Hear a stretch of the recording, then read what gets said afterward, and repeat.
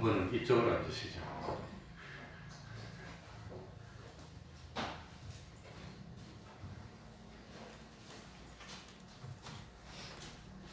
예배 시간이 됐습니다.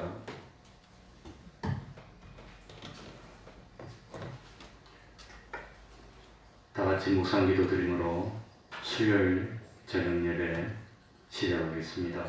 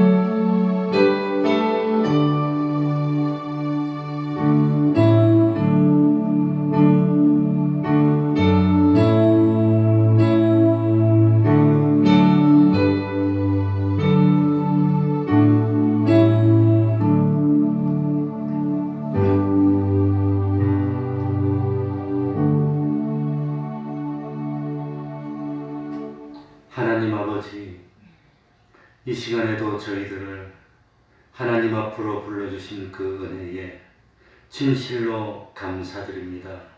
마음은 원이지만 여러 가지 형편과 사정 때문에 지금 집에 앉아서 하나님께 예배드리는 종들에게도 같은 은혜를 베풀어 주시옵소서. 세상의 모든 것이 다 변하지만 영원히 변치 않는 하나님의 사랑을 생각하게 해주시고 그 하나님의 사랑에 감동받아서 스스로 원하고 원해서 참 주님의 십자가를 사모하고 주님의 십자가에 동참하는 그 놀라운 은혜를 받는 저희들 되게 하여 주옵소서. 참 우리의 당하는 환난에 경한 것이 영원한 영광의 그 중한 것을 마련하고 이루는 줄 알기 때문에 참 십자가를 기뻐할 수 있는 그 믿음 가지게 하여 주시고 십자가 이후에는 부활의 영광이 있다는 사실을 온전히 깨닫도록 하여 주옵소서. 세상이 주님을 미워하였듯이 이유도 없이 참 주님의 제자된 저희들도 함께 미워하면 주와 복음 때문에 참 미움을 당하면 오히려 기뻐할 수 있는 그런 믿음 가지게 하여 주시고 어쩌든지 잘 알지 못해서 우리를 싫어하거나 미워하는 그 사람들을 끝까지 위해서 기도하고 참 사랑할 수 있는 저희들이 되게 하여 주옵소서. 하나님 아버지, 참 거룩한 행실과 경건함으로 주님의 날에 임하기를 간절히 바라게 하여 주시고 변치 않는 믿음으로 온전히 하나님을 기쁘시게 하는 삶을 사는 저희들이 되게 하여 주옵소서. 하나님 아버지, 참으로 저희들이 세상에 살면서 마음껏 하나님을 믿고 섬기고 몸된 교회를 세워나갈 수 있도록 적절한 물질을 허락하여 주시고 건강도 허락하여 주셔서 코로나를 이길 수 있도록 하여 주시고 그리고 세상에서 보람된 삶을 살며 주님 안에서 주님이 주시는 그 기쁨 누리며 믿음 생활에 승리하는 저희들이 될 수 있도록 하나님 아버지 갑절의 영감으로 함께하여 주시고 붙들어 주시옵소서. 세상에 힘들고 어렵지만 굳굳하게 믿음을 지키는 주님의 종들이 많지 않습니까?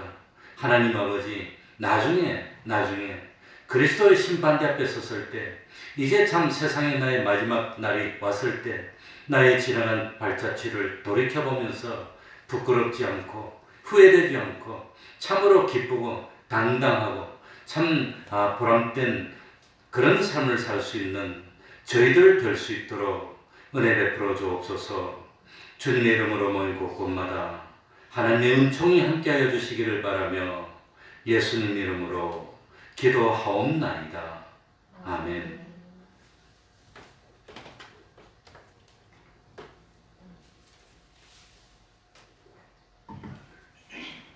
찬송 올리겠습니다. 302장입니다. 찬송가 302장입니다.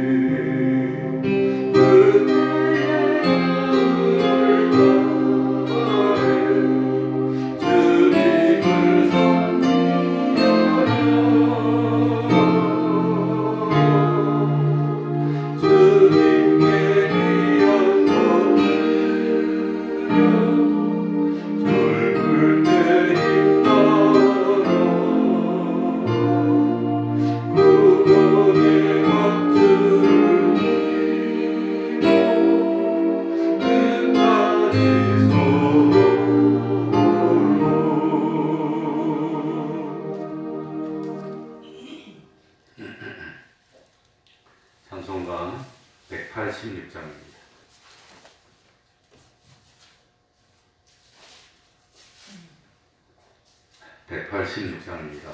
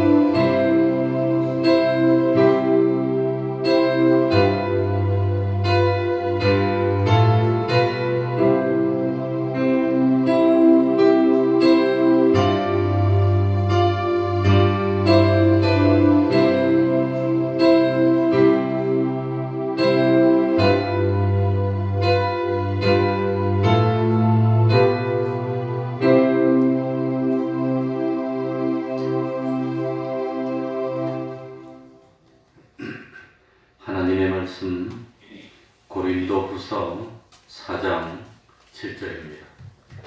고린도후서 4장 7절입니다. 신약성경 289쪽이 되겠습니다. 고린도후서 4장 7절입니다. 제가 읽겠습니다.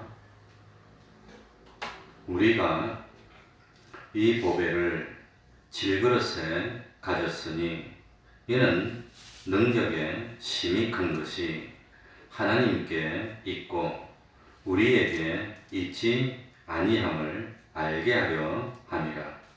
우리가 사방으로 우겨쌈을 당하여도 쌓이지 아니하며 답답한 일을 당하여도 낙심하지 아니하며 핍박을 받아도 버린 바 되지 아니하며 거꾸로 들임을 당하여도 망하지 아니하고 우리가 항상 예수 죽인 것을 몸에 짊어짐은 예수의 생명도 우리 몸에 나타나게 하려 함이라.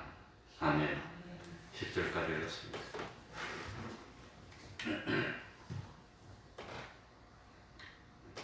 7절에 보면 우리가 이 보배를 그랬습니다. 보배는 귀한 것입니다. 그런데 이 귀한 보배를 이왕이면 아주 좋은 그릇에 담지 않고 왜 하필이면 질그릇 속에 담아야 되는 것일까요? 우리가 이 보배를 질그릇에 가졌으니 그러니까 우리는 보배가 아니고 질그릇입니다.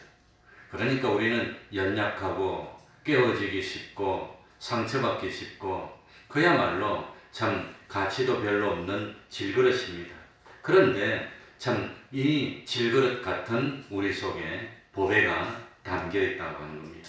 왜 보배를 질그릇 속에 담아야 하느냐? 7절에 보면은 능력에 심히 큰 것이 하나님께 있고 우리에게 있지 아니함을 알게 하려 함이라. 그러니까 참 우리 사람은 능력이 없는 보잘것이 없는 존재라고 하는 겁니다. 그걸 깨닫게 하기 위해서 내가 무슨 대단한 일을 이루었고 어떤 사람이 대단한 일을 이루었으니까 그 사람이 대단한 것처럼 보이지만 사실은 그 사람도 질그릇일 뿐입니다.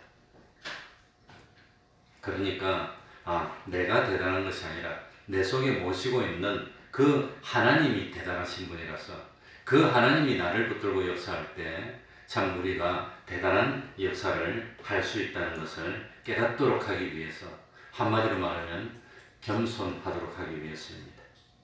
성경에서 사람을 뜻하는 말이 아담입니다. 아담. 이 아담이라는 말은 아다마라는 말에서 나온 단어인데 아다마라는 말은 붉다는 뜻이랍니다. 그러니까 참 인간은 붉은 흙으로 만들어진 존재라고 하는 겁니다. 인간은 흙으로 지어진 참 연약한 존재이면서 그러나 하나님의 형상이 우리 속에 있기 때문에 무한한 가능성과 희망을 소유하게 된 존재가 우리라고 하는 겁니다. 인간을 지어주신 창조주 되신 하나님과 단절된 인생들은 흙에 불과합니다. 아무리 뛰어나도 흙입니다. 아무리 잘나도 흙입니다. 그래서 허무한 삶을 살 수밖에 없습니다. 반면에 예수 그리스도 안에서 믿음을 가지고 하나님과 결합만 된다면 얼마든지 영광과 존귀와 그리고 연례를 맺는 아주 능력을 발휘할 수 있는 삶을 살 수가 있다고 하는 겁니다. 왜 우리 인간을 질그릇이라고 했습니까? 왜 질그릇이라고 했습니까? 이사야 64장 8절에 보면 이렇게 되어 있습니다. 우리는 진흙이요 주는 토기장이시니 우리는 다 주의 손으로 지으신 것이라. 이 인생을 사람을 질그릇이라고 표현한 이유가 뭡니까? 인간이 의존적인 존재라는 겁니다. 인간은 하나님을 의지하고 살아야 되는 그런 존재라는 뜻입니다. 그러니까 이 참 질그릇이라고 하는 것은 옛날에 참 그 옛날에 원시 시대 때 그 흙으로 만들어가지고 그래가지고 말려서 썼던 그런 참 보잘것이 없는 그런 그릇입니다. 토기장에 의해서 흙을 재료로 해서 만들어진 그릇이 바로 사람이라고 하는 겁니다. 그러니까 사람은 자기 스스로 생긴 것이 아닙니다. 우연히 생긴 것도 아닙니다. 어떤 원숭이가 진화해가지고 사람이 된 그런 것은 더구나 아닙니다. 사람은 하나님께서 하나님의 필요에 따라서 하나님의 목적에 맞추어서 만드는 피조물입니다. 그러니까 나라는 존재는 어느 날 우연히 생겨진 거 아닙니다. 아메바가 물속에서 진화해가지고 이리 돼서 어쩌다가 사람이 된 것 그거 아닙니다. 저절로 생겨진 건 절대로 아닙니다. 하나님께서 영원전부터 준비하여서 그래서 하늘과 땅과 우주와 영계의 모든 것을 하나님을 대리하여 통치하고 다르스를 하나님의 아들로 삼으시려고 이 땅에 창조해서 보냈으니까 우리는 우리를 만들어주신 하나님을 바라보고 하나님을 의지하고 살면 복 있는 존재가 되는 겁니다. 그래서 질그릇은 자존적인 존재가 아니라 의존적인 존재라는 겁니다. 사람은 언제 행복합니까? 하나님의 보호를 받고 하나님을 의지하고 하나님의 사랑을 받을 때가 행복하다고 하는 겁니다. 사람을 왜 질그릇이라고 표현하였습니까? 두 번째는 질그릇, 연약한 존재라고 하는 겁니다. 사람이 연약합니다. 질그릇의 궁극적인 운명은 뭐냐? 결국은 질그릇은 흙으로 만들었으니까 깨어진다는 겁니다. 이 사람이 늙어갑니다. 점점 참 깨어집니다. 우리 집의 아들들도 오늘 인터넷으로 엄마 아빠 보고 엄마 아빠가 외롭게 보인다 그러고 있어요. 조그만 것들이 그거 참 뭡니까? 그거 어릴 때 그냥 참 우리들이 기저귀 채우고 키웠더니 이제 저거들이 컸다고 엄마 아빠 보고 참 외롭게 보인다고 이러고 앉았어요. 그러니 사람은 누구나 늙고 연약해지고 참 점점 병들고 마지막에는 죽어가는 존재입니다. 인간은 흙으로 지어진 질그릇이기 때문에 시간이 가면 금이 가게 되어 있습니다. 점점 깨어지도록 되어 있습니다. 그리고 결국은 질그릇이 깨어져서 무너지고 만다고 하는 겁니다. 그래서 사람은 죽으면 돌아가셨답니다. 어디로 돌아갔습니까? 흙에서 왔으니까 흙으로 돌아갔다는 거. 원래 모습으로 돌아갔습니다. 그러니까 참 육신은 흙으로 지어졌기 때문에 다시 흙으로 돌아가고 영혼은 하나님으로부터 생기를 받았기 때문에 하나님 앞으로 본래 자리로 돌아가는 것, 그거 죽음이라고 하는 겁니다. 그러니 질그릇은 너무너무 연약합니다. 이 질그릇은 관리하는 사람의 실수로 깨어지기 쉽습니다. 인간의 육체도 질병이라든가 재난이라든가 전쟁이라든가 천재지변으로 인해서 자주자주 깨어집니다. 그러니까 인생은 대단하지 않아. 인생은 참 질그릇이야. 그냥 깨어지는 존재야. 연약하고 상처받기 쉬운 인생이야. 이걸 깨달아야 합니다. 인간이 무한정 그러지 않습니다. 그리고 세 번째 질그릇이라고 한 존재는 뭐냐? 우리 인간은 선택적인 존재라는 선택. 이 질그릇은 물건을 담는 겁니다. 담기 위해서 만들어진 것이 그릇입니다. 그릇에 무엇을 담았느냐, 뭘 담고 있냐에 따라서 완전히 변화가 일어나는 겁니다. 그래서 참 술을 담았으면 술그릇이고 밥을 담으면 밥그릇이고 물을 담으면 물그릇이고 무엇을 담느냐에 따라서 인간은 무한하게 가치가 바뀌는 겁니다. 그래서 참 무엇을 담느냐에 따라서 그릇의 종류도 달라지고 그릇의 가치도 달라지는데 인간도 마찬가지라고 하는 겁니다. 보면은 연약합니다. 얼마나 연약합니까? 요즘은 참 더 연약해졌는지 제가 자꾸 욱욱하고 감정이 올라와요. 우리 집사님 얼굴만 봐도 욱하고 올라오고 요새 더 그런데 이 연약해서 그런 거 아닌가. 그런데 참 이 질그릇 속에 무엇을 담고 있냐에 따라서 인생의 가치가 좌우된다는 겁니다. 많은 사람은 인생을 참 숙명적이라고 생각하지만 절대로 그렇지 않습니다. 무엇을 담느냐에 따라서 얼마든지 달라질 수가 있습니다. 그러니까 우리 속에 참 마귀로 죄를 담고 있으면 심판의 대상이 됩니다. 우리 속에 주님을 모시고 있으면 하나님이 거하시는 성전이 될 수 있습니다. 그래서 7절에 보면 우리가 보배를 질그릇에 가졌다고 했습니다. 그러니 우리 속에는 우리를 망하게 하는 욕심이나 담고 음란이나 담고 그러면 안 되고 우리 속에 보배를 담아야 됩니다. 질그릇의 가치는 어디 있습니까? 보배를 담는 데 있습니다.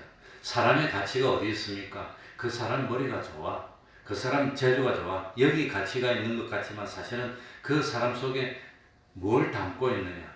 주님을 담고 있는데 제일 가치가 있습니다. 최고 보배가 뭡니까? 최고로 가져야 되는 그런 보배가 뭡니까? 주님입니다. 어쨌든 인간은 뭘 담고 있느냐에 따라서 가치가 달라지는 겁니다. 저 사람의 가치가 어디에 있습니까? 그 사람이 뭘 담고 있느냐. 인생을 질그릇이라고 표현한 네 번째 이유는 인생이 책임적인 존재이기 때문입니다. 토기장이가 질그릇을 만들었을 때 나름대로 계획이 있어서 어떤 의도가 있어서 목적이 있어서 그릇을 만들었습니다. 그런데 그 그릇이 만든 토기장이의 목적대로 의도대로 쓰여지지 않으면 그 그릇은 가치가 없는 겁니다. 깨어버리고 마는 겁니다. 인생도 마찬가지입니다. 하나님이 계획이 있고 하나님의 목적이 있어서 만들었는데 인간이 하나님의 계획과 목적에 전혀 맞추지 않으면 그거는 하나님이 그냥 깨어버리는 겁니다. 우리가 참 시계를 만들었는데 시계를 만들었는데 근데 이 시계가 딱 봤는데 시계가 안 가고 고장나면 이 버립니다. 가치가 없다고 하는 겁니다. 그러니까 하나님이 우리를 만들었을 때는 만든 목적이 있습니다. 하나님이 우리를 만든 이유가 있습니다. 그러니까 우리들이 하나님이 만든 목적에 부합해서 살면 가치 있는 존재가 됩니다. 아낌을 받습니다. 그러나 하나님의 목적에 부합해서 살지 못하면 이거 필요 없어 버려버리면 우리는 버림을 당하는 겁니다. 우리는 소금인데 소금은 어떨 때 참 가치가 있느냐? 짠맛을 내야 가치 있습니다. 그런데 소금이 짠맛을 내지 못하면 버림을 당하고 밟힘을 당하는데 요즘 왜 예수 믿는 사람들이 이렇게 욕을 먹나? 의도적으로 참 만들어서 욕을 먹도록 유도해서 그런 것도 있지만 맛을 잃어버린 것이 아닐까?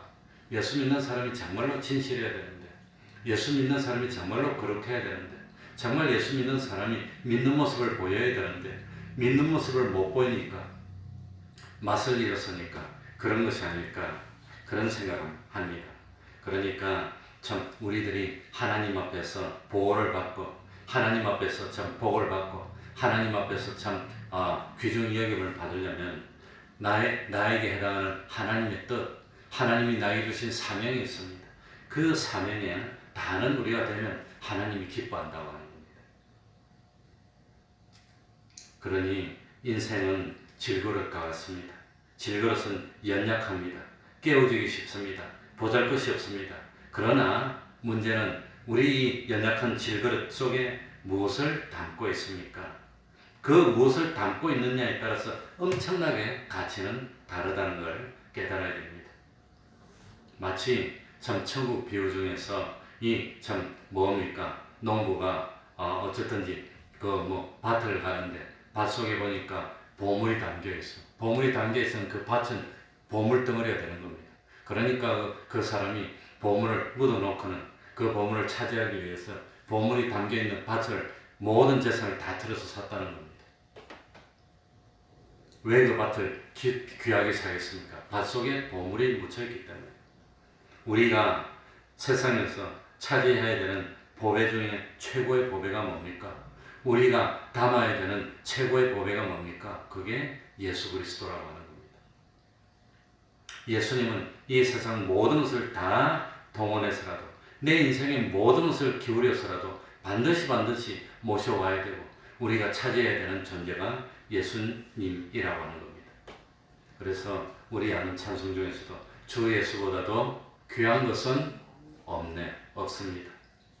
이 세상 부귀와 바꿀 수도 없네. 모든 것을 다 드리더라도 예수님은 우리가 모셔야 되는 겁니다. 이 세상이 그 어떤 것보다도 귀하고 그 어떤 것과도 바꿀 수 없는 법에 이 세상 모든 것을 다 동원해도 그 가치에 미흡한 절대적인 가치의 법에 그분이 누구냐? 예수 그리스도라고 하는 겁니다. 그래서 우리 속에 그 귀중한 예수님을 모시고 있으면 난 정말로 대우를 받는 겁니다. 난 정말 귀중한 존재가 되는 겁니다. 그래서 이 질그릇 속에 보배가 되시는 예수님을 모신 사람을 두 글자로 성도라고 하는 겁니다. 성도입니다.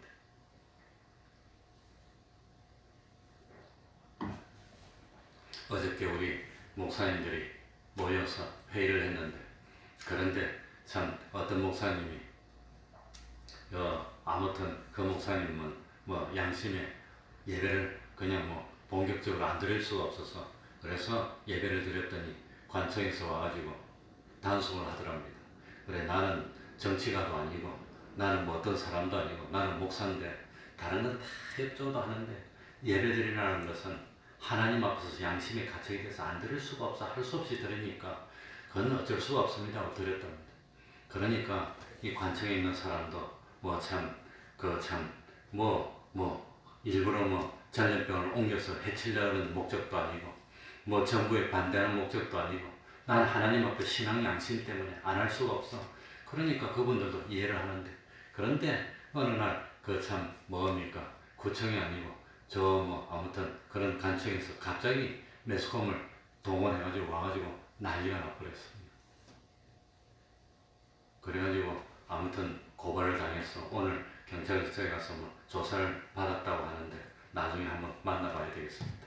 그런데 제일 어려운 게 뭐냐, 제일 힘든 게 뭐냐, 주변에서 그냥 사람을 만들고 경찰을 데려오고 매스컴이 오고 그냥 와가지고 난리가 나니까 온 동네 사람들이 다 와가지고 그냥 손가락질하고 그냥 교회 같은 흉악한 범인인 것처럼 그냥, 그 교회가 큰 것도 아니고 교회 한 30 몇 명이 와서 예배 드리는데, 그래가지고 관청에서 나와가지고 앞에 딱 서서 지금 이 시간이라도 나가면 그냥 없던 일을 해드리고 안 나가면 한 사람 한 사람 인적사항을 파악해가지고 고발을 할 수밖에 없는데 나가실 분 나가라고 그랬더니 34명이 앉아있었는데 한 명도 안 나가더랍니다.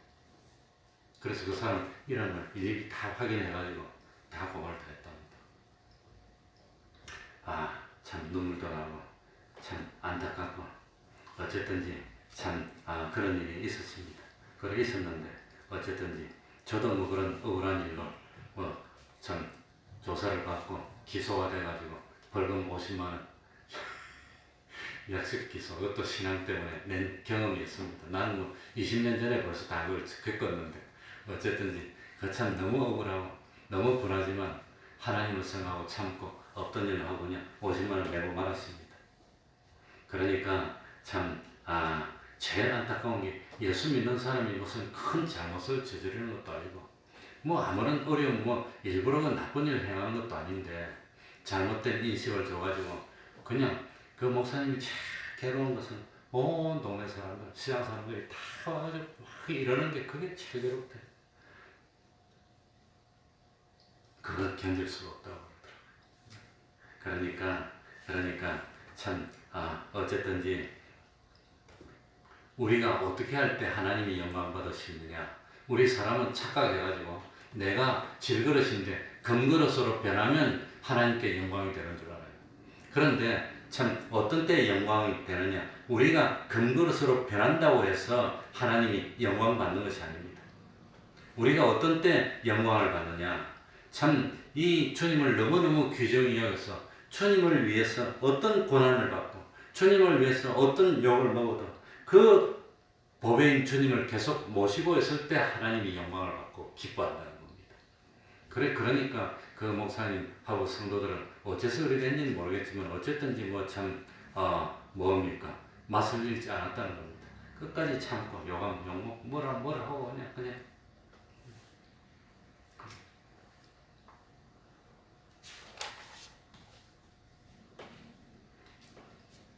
어쨌든지 지금 매스컴에서 한 5일, 이번 주일까지 5일 남았는데 수목금토 주일이니까 5일 동안만 잠잠 해주면 2.5단계를 좀 낮추겠다고 해서 예배도 금지한 것을 좀 풀어주려나 뭐 소모임 금자들은 그렇게 생각을 하고 있습니다. 어쨌든지 하나님이 언제 영광을 받으십니까? 우리가 금그릇으로 변하고 다이아몬드 그릇으로 변하고 질그릇에서 좋은 것으로 변한다고 하나님이 영광되는 것이 아니라 우리들이 끝까지 어려워도 주님을 모시고 힘들어도 주님을 모시고 욕을 먹어도 주님을 모시고 그러면서도 미워하지 않고 원수를 사랑해주는 그런 참 말씀의 사람이 될 때 하나님이 기뻐하신다는 겁니다.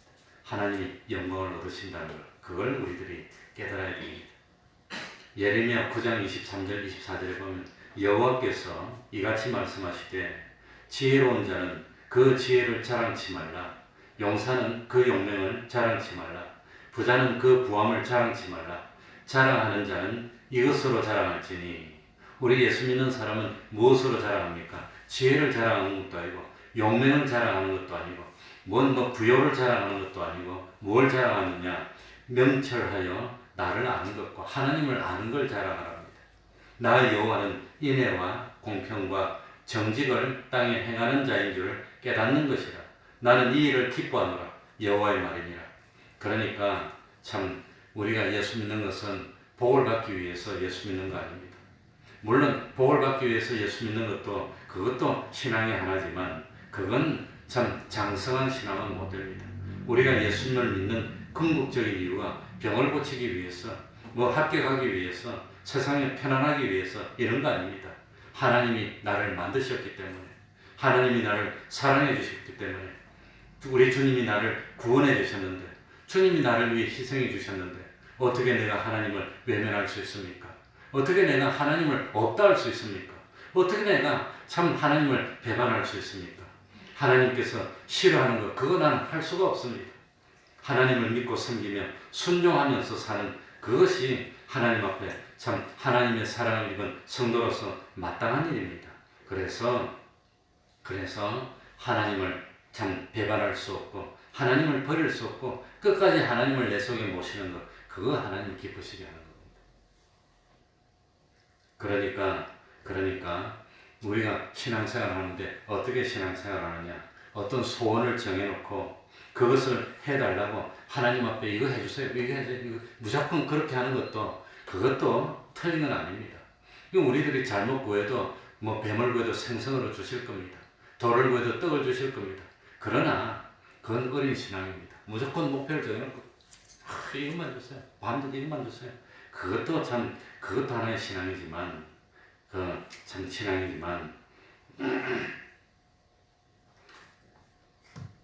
그것보다도 주님을 위해서라면 내가 참 십자가를 당하더라도 기뻐할 수 있고 주님을 위해서라면 내가 욕을 먹어도 참을 수 있고 주님을 위해서라면 어떤 일이 있어도 참을 수 있는 그 믿음이 하나님이 기뻐하는 믿음입니다. 그러니까 하나님은 질그릇인 우리를 하나님 아버지 좀 금그릇으로 바꿔주면 안 됩니까? 좀 뭐 금그릇은 안 되더라도 은그릇으로 좀 바꿔주면 안 됩니까? 이런 참 그런 것보다도 하나님은 우리들이 연약한 질그릇인 채 그 안에 보배인 주님을 모시기를 원합니다. 왜냐하면 능력의 힘이 큰 것이 하나님께 있고 우리에게 있지 아니함을 알게 하기 위해서입니다. 그래서 사도 바울도 다른 사람은 기도만 하면 고치고 뭐 기도만 하면 다 고치고 심지어 죽은 사람도 기도해서 살렸는데 사도 바울이 자기에게 병이 있는 것은 내 병 좀 낫게 해주시면 안 됩니까? 아무리 기도해도 자기 병이 안 낫는 거예요. 그래서 깨달았는데 나한테 능력이 있는 것이 아니구나. 하나님께 능력이 있는 것이나 그걸 깨닫고 사도 바울이 교만하지 못하도록 만들기 위해서 하나님이 그랬다고 하는 겁니다. 그래서 사도 바울의 병이 있는 것은 끝까지 고쳐주지 않았습니다. 자기가 병이 들어서 힘들 때마다 연약한 그릇입니다. 난 질그릇입니다. 그리고 하나님을 의지하게 만들고 하나님 참 믿게 만들고 그랬다고 하는 겁니다.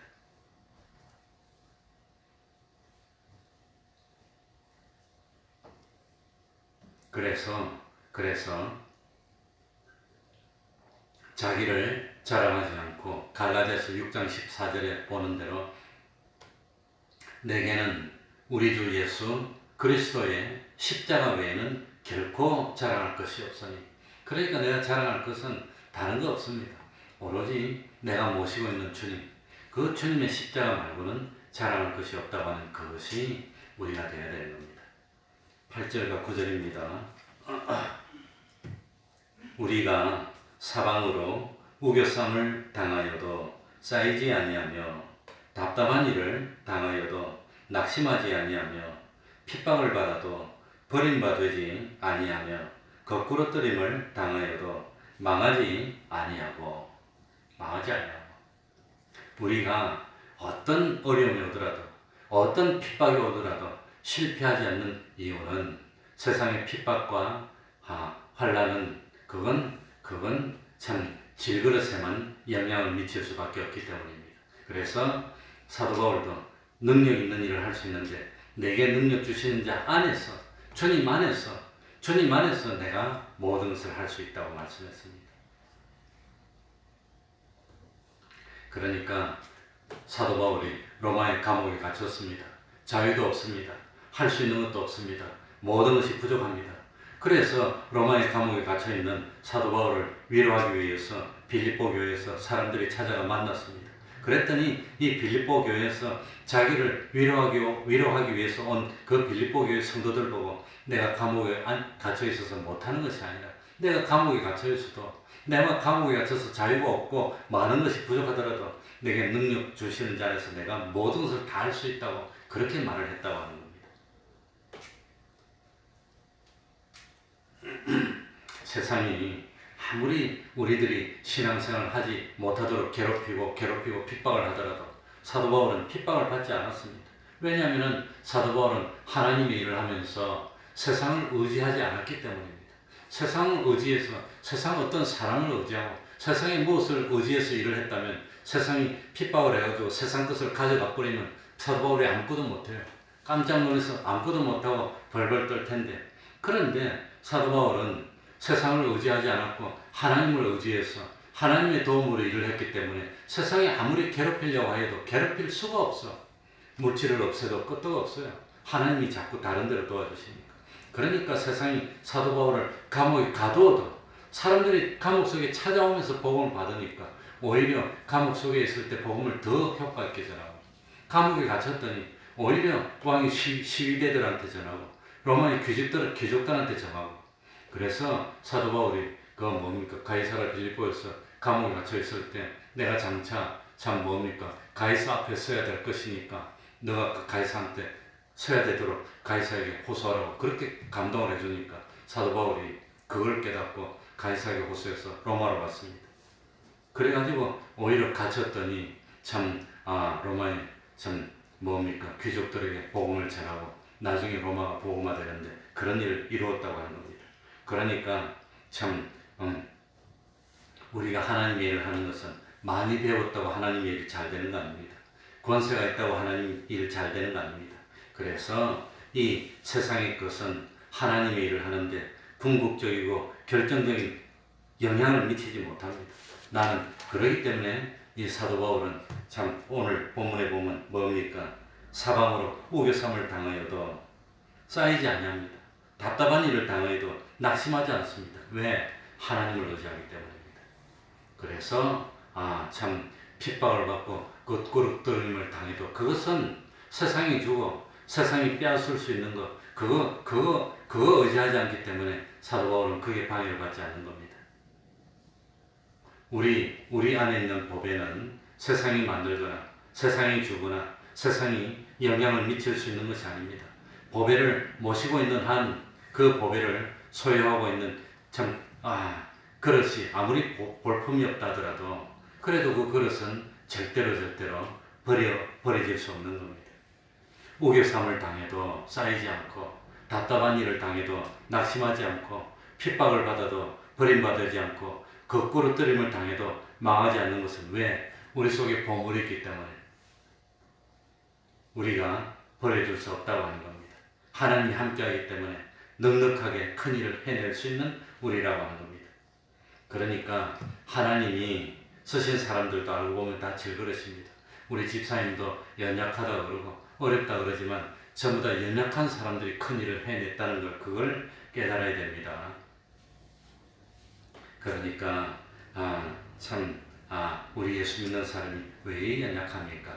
연약하니까 하나님을 붙들게 되고, 너희들이 약하다 할 그때 뭐하다 그랬죠? 강하다고. 자기가 스스로 강하다고 생각하면 넘어질 수밖에 없습니다. 그러나 내가 약하다고 할 때 하나님의 능력이 함께하고, 그래서 강하게 되기 때문에 우리를 질그러서 만들어 놓은 겁니다.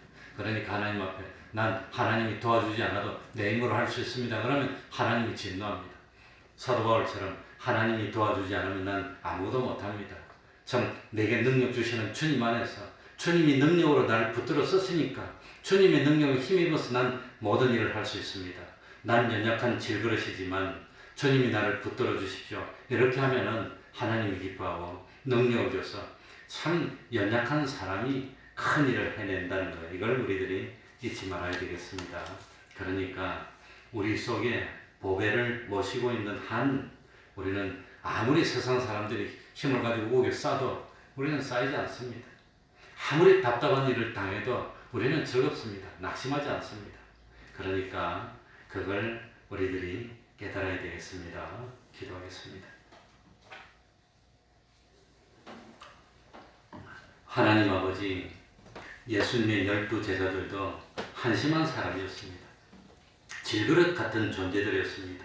그야말로 배우지도 못했던 어부들이고 세상에서 지탄을 받던 세리 출신이었고 뭐 그랬습니다. 그렇지만 그 연약한 존재들이, 참 질그릇 같은 존재들이 주님을 믿고 복음을 받아들이고 주님을 모셨더니 세상을 변화시켰고, 오늘날 2000년이 지난 지금까지도 기독교가 이렇게 왔습니다. 연약한 저희를 붙들어 주시옵소서. 참 주님을 모시고 아무리 힘들어도 주님 모시는 일을 포기하지 않고 그만두지 않고 끝까지 할 수 있는 저희들이 다 될 수 있도록 하여 주셔서 참 놀라운 세상을 변화시키는 역할을 하는 저희들 될 수 있도록 하여 주옵소서. 하나님 아버지, 참 우리를 향한 그 하나님의 뜻을 깨닫도록 하여 주시고 그 사명을 감당하기 위해서 노력하는 저희들 되게 하여 주옵소서. 하나님, 저희들 버리지 마시고 하나님의 일을 하는데 부족함이 없도록 물질로 채워주시고 건강으로 채워주시고 걱정하지 않아도 되도록 자녀들이 때를 따라서 열매를 맺을 수 있는 삶을 살 수 있도록 은혜 베풀어 주옵소서. 그리하여서 코로나 이거로부터 지켜주시고 또 여러 가지로 힘들고 어렵다고 하지만 참 하나님이 주심으로 부족함이 없이 하나님 앞에 기뻐하며 끝까지 믿음을 지킬 수 있는 저희를 다 되게 해주시고 오히려 더 부흥이 되고 성장하고 발전하는 교회 될 수 있도록 은혜 베풀어 주옵소서. 예수님 이름으로 기도하옵나이다. 아멘.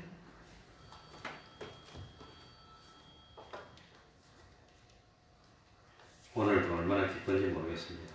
난 우리 사모하고 둘이 예배드리나 했는데 사실은 뭐 이렇게 예배드리니까 너무 기쁩니다. 찬송하겠습니다. 431장입니다.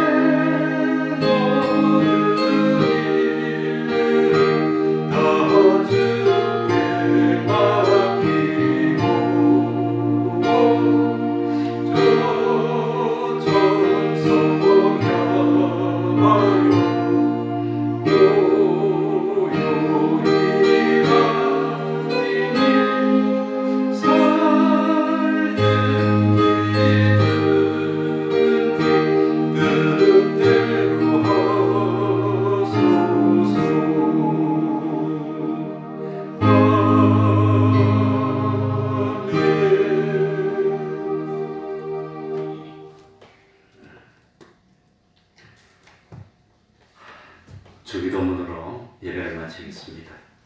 하늘에 계신 우리 아버지여, 이름이 거룩히 여김을 받으시오며 나라의 임하옵시며 뜻이 하늘에서 이룬 것 같이 땅에서도 이루어지이다. 오늘날 우리에게 일용할 양식을 주옵시고 우리가 우리에게 죄 지은 자를 사하여 준 것 같이 우리 죄를 사하여 주옵시고 우리를 시험에 들게 하지 마옵시고 다만 악에서 구하옵소서. 대개 나라와 권세와 영광이 아버지께 영원히 있사옵나이다. 아멘.